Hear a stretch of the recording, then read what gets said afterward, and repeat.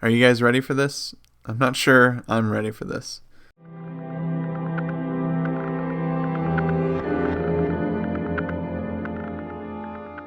Hey guys, last night some patch notes were released for the public test server for the Xbox version of PUBG.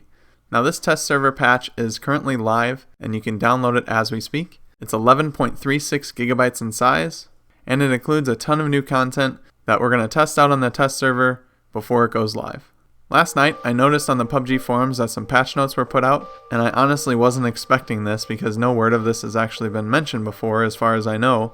But it looks like the Xbox version of the game is going to be thrown basically everything that's on the PC version right now besides Sandhook. Now it's important to note that this is only going to be on the test server for now. Once we're able to test this out and they feel like it is good to go, we're going to push it to the live servers so everyone can enjoy it. But also it's important to notice that the test server is a free download. If you have a version of PUBG on Xbox, all you have to do is go to the Xbox store, search for PUBG Test Server, and you'll see the PUBG icon with the PTS logo on it. And you'll basically just have to download it. But I thought I'd go ahead and go over everything in the patch notes, but buckle up, it's going to be a pretty long video I imagine, because there's a lot to go over here. So it starts off by saying the PUBG Test Server, or PTS, has returned. Although the past month has been slow, this week we're adding tons of new content. For those who haven't yet used the PTS is a separate PUBG server that's free to download for anyone who already owns a copy of PUBG. The purpose of the test server is not to provide a preview of upcoming features, but to find the issues we need to solve so we can work on the fix as soon as possible. The changes listed below are all coming to the PTS first because many of the changes still need to be tested to see if there are any issues with performance. To take part in this test, all you have to do is own a copy of PUBG for Xbox One and search for PUBG Test Server on the Microsoft Store. The PTS will be live July 10th, 8 p.m. Pacific Time through July 16th, 1 a.m. Pacific Time. It'll be available for all players. Available game modes and maps will be the same as live servers, except the North America server will be the only playable server for the PTS. Depending on the matchmaking health, some modes may close during the PTS schedule. So basically what they're saying is, depending on the player size and depending on the demand, they might adjust these things during the testing time period. So a while back on PC, there were a number of weapon balances done to help improve the game. Let's go ahead and go over everything that's included with this PTS update. Pistols will receive increased damage, shotguns receive increased overall damage and effective range, shotgun chokes and duckbills are now less effective at decreasing speed. Increased limb shots modifier, shooting limbs now does more damage, slightly decrease the damage of the pump shotgun and the top-bottom shotgun, they reduce pellet speed, and shotgun chokes can now be attached to the sawed-off. As far as SMGs are concerned, they adjusted SMGs to be more effective in short-range combat, they increased the limb shots modifier, they slightly increased the damage of the Micro Uzi, UMP, and Vector. They decreased vertical recoil on all SMGs. They decreased recoil and scope sway when moving in ADS. They increased ADS transition speed. And to make the Vector a little easier to find, they've increased its spawn rate at the expense of the spawn rate of the UMP. So let's go over ARs. They rebalanced ARs so none is the objective best. The power differential between each is now reduced, but each brings advantages to different situations. They slightly decreased the damage of the M16, the SCAR, the AUG, and the M4. They increased the reload time by 30% for the SCAR, M16, and M4. They increased the reload time by 10% for the AKM. They increased the vertical and horizontal recoil for all ARs except the AKM. They decreased recoil recovery rate for all ARs, restricted big scopes 8 times and 15 times for use with all ARs, so you can no longer use the 8 times on any of the ARs. They modified recoil animations for all ARs, and the first shot, including the first shot after recoil resets from the M16, now has less recoil. So basically they're trying to make it so that every AR has a purpose. I've noticed with the big PC streamers that a lot of them are actually using AKs more often now because they're easier to control, and they just seem to be more viable. Now as far as the DMRs are concerned, they increased the head, body, and limb shot modifier. They decreased the damage of the SKS. They slightly increased the damage of the VSS and the Mini 14. They increased vertical and horizontal recoil for all DMRs. They decreased the recoil recovery rate for all DMRs. They added new recoil animations for all DMRs. They increased the world spawn rate. And DMRs now use AR attachments along with SR attachments. So this is something that's going to be really hard to get used to. But you can actually attach an AR extended mag to a Mini or to a SKS and to a VSS. Same goes with any of the attachments that the ARs have that the DMR will be able to handle. So that's going to take some adjustments, that's going to take some getting used to for sure. As far as the sniper rifles are concerned, they decrease basic damage of the M24 from 88 to 79. The M24 will no longer be dropped in care packages, it spawns in the open world. And both sniper rifle quick draw magazines and sniper rifle extended quick draw magazines now only spawn in care packages. Some other guns, they slightly increase the damage of the DP28 and M249.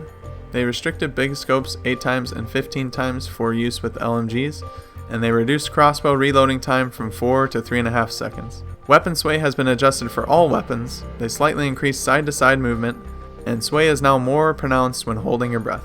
Weapon sway when moving is now also reduced by the cheek pad attachment, and cheek pads now help you recover from weapon sway more quickly after moving. Now, like I said before, this is all going in line with what the PC currently has. Some of the stats might be a little different depending on how they think the Xbox game will work compared to PC, but they are moving in a very PC-like direction just based off of what it currently has. I don't see very many differences when I'm comparing the two side by side. Obviously, it's going to take a lot of getting used to. It's going to take some time to actually figure out exactly all these changes and how it's going to impact the game that we're so used to by now. I think overall it's going to help the game. It's going to make any gun viable at any moment. Hopefully, it's going to be a good thing and it's not going to break anything along the way. Now there's some other item balances to go over. Level 3 helmets will now only spawn in the care packages, and one is guaranteed to be in every single care package. They've reduced the spawn rate for AR extended quick draw magazines. Adrenaline syringes can now spawn alongside normal loot in the game world. They adjusted the casting time of the adrenaline syringe from 8 seconds to 6 seconds, and the tactical stock and cheek pad are now less effective at improving recoil recovery rate. It now improves ADS speed. Now some gameplay changes with this patch. Along with all the balance changes, we're introducing a new weapon, a new vehicle for Miramar, and a ton of new weapon attachments. So the new weapon, which is the SLR spawns alongside normal world loot. It's a DMR which uses 7.62 ammo and contains 10 bullets per magazine, 20 bullets when extended. The SLR is more powerful than SKS but has more recoil. Recoil control is the key to using the SLR effectively. There's a new vehicle, and that is only on Miramar. The Murado is a classic muscle car, a fast 4-seat sedan that's limited to Miramar. It can be found around downtown areas and main city streets. Think of the Murado as the complement to the other unique vehicles on Miramar. The van is extremely sturdy but slow and ineffective when taken off-road. The pickup is great for off-road travel, and the Murado is the fastest way to blaze down a highway.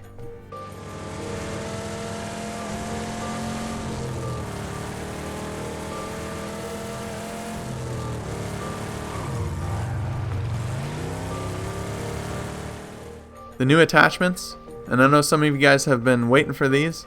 The duckbill, a new attachment for shotguns. The S1897 and the S12K can carry it. It decreases vertical pellet spread but increases horizontal bullet spread. The light grip decreases first shot, single shot recoil by about 15%, and it also has an animation kick reduction of 20%. This is attachable to certain ARs, SMGs, and DMRs. The thumb grip reduces vertical recoil but increases horizontal recoil. It also increases the recoil recovery time. Also attachable to ARs, SMGs, and DMRs. The half grip reduces vertical and horizontal recoil and also reduces recoil recovery time. Once again, attachable to ARs, SMGs, and DMRs that support grips. Now there are 2 new scopes as well. There's a 3x scope. This scope has a fixed 3x magnification with an illuminated reticle. It's discoverable as a common world drop item. The 6x scope has a variable 3x or 6x magnification, and it's discoverable as a rare world drop item. So much like the 8x can go back to 4x, the 6x can actually go back to 3x when you zoom in and out using the right bumper and the left thumbstick. Now the changes to the throwables. Improvements have been made to throwables, frag grenades, stun grenades, and molotovs.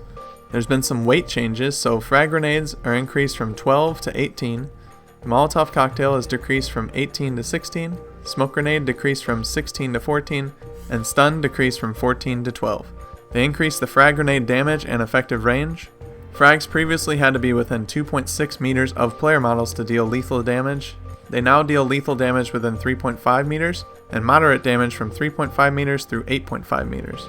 Stun grenades' blinding effects have been improved, and there's a whole list of the stun grenade improvements here. I'm just going to go over a couple that I think are important. The maximum effective range of the stun grenade has been increased to 20 meters.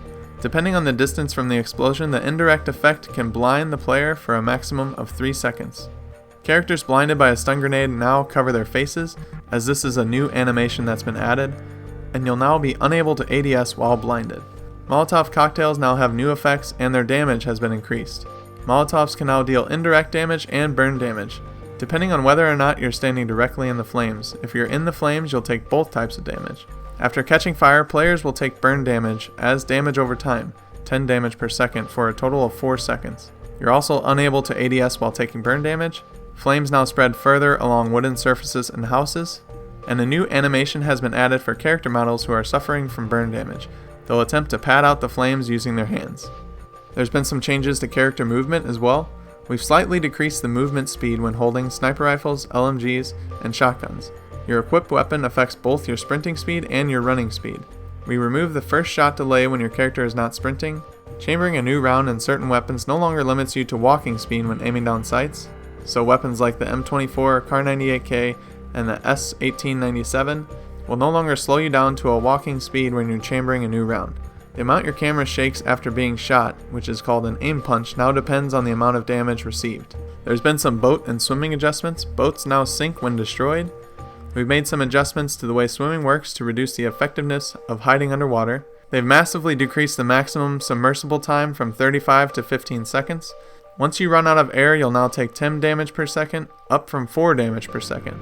They've also increased the delay for breath recovery time from 1 to 4 seconds. In other words, when you lift your head out of the water, it'll now take 4 seconds before you can begin to recover your breath. There's going to be a lot less swimmers in the water, I can tell you that. Some user interface and user experience changes. A marker has been added to the map that allows players to check the flight path of the plane. The path is visible from when players are at the waiting lobby up until the point when they fall down to their final drop destination. They added a UI message showing when healing items can be used. You can now change the reticle style and color on the red dot, hollow sight, and 2x scope using the scope zeroing keys. As always, we can hold the right bumper and then move the left stick up and down to change the brightness of the reticle. And now we'll hold RB and press up and down on the D-pad to change the reticle shape and color. And last but not least, of course, there is a performance section. We've improved the character model rendering process to prevent some small frame drop issues. We've optimized character movement and animation while skydiving to improve frame rate when multiple players are nearby. We've made some improvements to our network code to reduce latency. Character data calculated radius has been reduced to increase server and client performance. Bike animations have been optimized. Scoping has been optimized. Frame rate should no longer decrease when scoping at forests. Asset, building loading, and Miramar has been optimized, and smoke effects like the smoke grenade or care package have been optimized. They wrap it up by saying, "We thank everyone who participates in the public test server in advance. You're helping us to make this game better. We will start working on fixes as soon as they are found, so please report with detail any issues as soon as they arise." Now, I don't know about you guys, but this kind of came out of left field for me. I did not expect this big of a patch. I did not expect even the public test server to be going live anytime soon because there was no mention of it. But I made a video a while back explaining some of the things that the PC had that the Xbox version of the game was still missing. A lot of these things are included in this public test server patch, and so I'm excited to get out there and try these things and see how they play.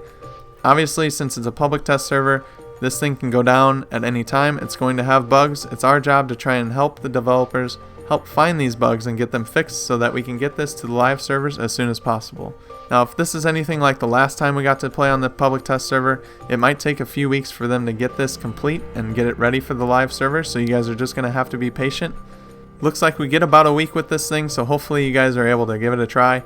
Once again, you just want to go to the Microsoft Store, search for PUBG Test Server, and you should see the PUBG picture show up, and you're looking for the one that has PTS on it, and you'll be able to download that and play this as long as you've bought a copy of PUBG on Xbox One. So after playing a few matches, I had a couple takeaways that I felt I would share with you guys. For one, there's a few things that are kind of hidden in there that weren't mentioned in the patch notes, but are definitely new to the Xbox version of the game. Now, these things are already on PC, so it's not surprising that they're adding it, but I just don't know why they didn't add it to the patch notes like everything else. The first thing is, when the blue starts to shrink and it starts to close in on the safe zone, you actually see the whole map is highlighted blue where that is closing. So that's something that was just added to the PC a couple weeks ago.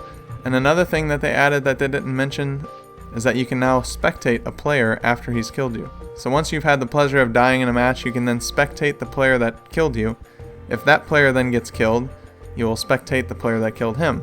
Therefore, if you want to sit there and watch the end of the match, say there's about 6 left and you end up dying, and you spectate the player that killed you, well, he ends up getting taken out, then you can spectate the player that killed him, and you might get to see the end of the match if you stick around long enough.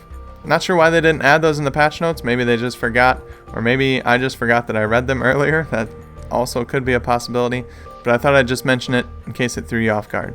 A couple other takeaways: I had the M4, and it definitely felt different than what we currently have on the live servers. The gun is way less stable now. It feels more like the AK, in my opinion. It might just be because I'm just getting used to it or something like that, but I heard that the PC players didn't like the way the M4 felt at the beginning when this all changed, so we're going to have to get used to that. The M4 is no longer a laser gun like it is on the live servers, so pick it up for yourself and test it out. Let me know if you feel the same way. And one last thing, I don't know if I was doing something wrong, but I think only third person is available currently in the game. I could be wrong about that, I could have just missed something, but it didn't look like I had the option to switch from third person to first person in the menu when I was choosing which mode I wanted to play. So yeah, let me know what you guys think in the comment section below. Are you excited for these changes? Are you excited to test out all of these things that have been on the PC for so long? Hopefully this patch doesn't have too many game-breaking bugs, but I'm sure some will be introduced just because of the sheer amount of things that have been added. We're just going to have to try and find them as soon as possible so that they can be resolved and they don't hit the live servers when this thing goes live. But yeah, that's it. I hope you guys enjoyed. If you did, definitely give it a like and subscribe to stay up to date on everything PUBG Xbox. I'm for sure going to be playing this test server. I hope you guys get a chance to play it too. Try out these new grips, these new attachments, the new weapon, the new vehicle, everything that's included. Give it a try, see what you think, and see if you can help out the game by finding some bugs. But with that being said, I hope you guys have a good rest of your day. Until next time, I'll see you later.